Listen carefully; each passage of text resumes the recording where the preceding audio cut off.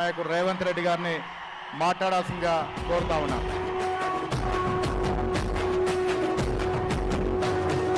మూడు రంగుల జెండా బట్టి సింగమోలే కదిలేనాడు ఒక్కరు కాంగ్రెస్ సూర్యుడు మన రాహుల్ గాంధీ నిగదీసి అడిగే మునగాడు వీడు భూమిన వానైతాడు విరసాదల ధైర్యం వీడు దోపిడి దుంగల భరతం పడతాడు మన రాహుల్ గాంధీ దేశం బంగారు పడితే అవుతాడు ఇందిరమ్మ సంక్షేమాలు సోనియమ్మ చేసిన మేలు స్వాతంత్రం తెచ్చిన పార్టీ తెలంగాణ ఇచ్చిన పార్టీ మూడు రంగుల జెండా బట్టి సింగమోలే కదిలేనాడు ఒక్కరు కాంగ్రెస్ సూర్యుడు మన రాహుల్ గాంధీ నిగదీసి అడిగే మునగాడు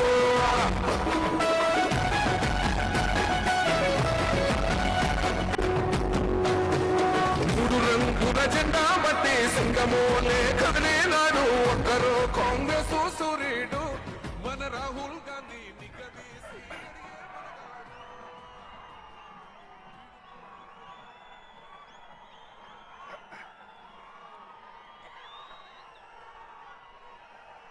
మిత్రులారా, ఈరోజు రాజీవ్ గాంధీ ప్రాంగణంలో కాంగ్రెస్ పార్టీ జాతీయ మాజీ అధ్యక్షుడు మన అభిమాన నాయకుడు శ్రీ రాహుల్ గాంధీ గారు అఖిల భారత కాంగ్రెస్ పార్టీ జాతీయ ఎన్నికల మేనిఫెస్టోను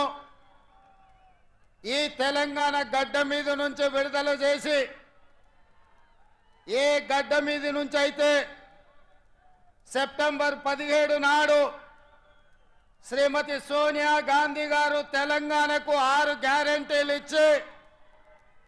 ఈ తెలంగాణ రాష్ట్రంలో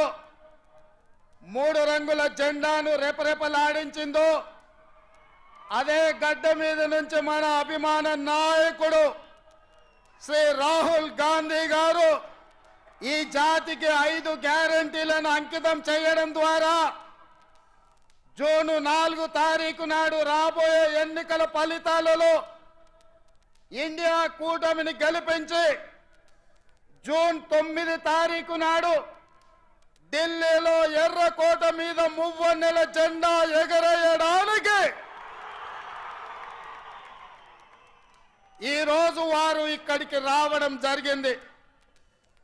మిత్రులారా, ఉత్తర తెలంగాణ నుంచి గోదావరి నది, దక్షిణ తెలంగాణ నుంచి కృష్ణా నది పోటెత్తి తుక్కుగూడలో సునామీని సృష్టిస్తే ఎట్లా ఉంటుందో వందలు వేలు లక్షలలో కాంగ్రెస్ పార్టీ కార్యకర్తలు రాజీవ్ గాంధీ ప్రాంగణం తుక్కుగూడలో కదము తొక్కితే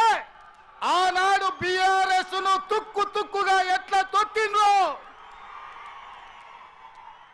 మళ్ళీ ఈరోజు అదే ఉత్సాహంతో అదే ఊపుతో అదే పట్టుదలతో ఈ తుక్కుగూడ నుంచి భారతీయ జనతా పార్టీని తుక్కు తొక్కడానికి కదం తొక్కినందుకు మీకందరికీ మనస్ఫూర్తిగా హృదయపూర్వకంగా నమస్కారాలు తెలియజేస్తున్న మిత్రులారా, 7 అంతస్తుల మేడ బలంగా ఉండాలి అంటే పునాదులు బలంగా ఉండాలి. తెలంగాణ రాష్ట్రమే కాదు, దేశ రాజకీయాలలో కాంగ్రెస్ పార్టీ అధికారంలోకి రావాలి అంటే కార్యకర్తల పునాదులు బలంగా ఉండాలి. తండాలలో, గూడాలలో, మారుమూల పల్లెల్లో, పట్టణాలలో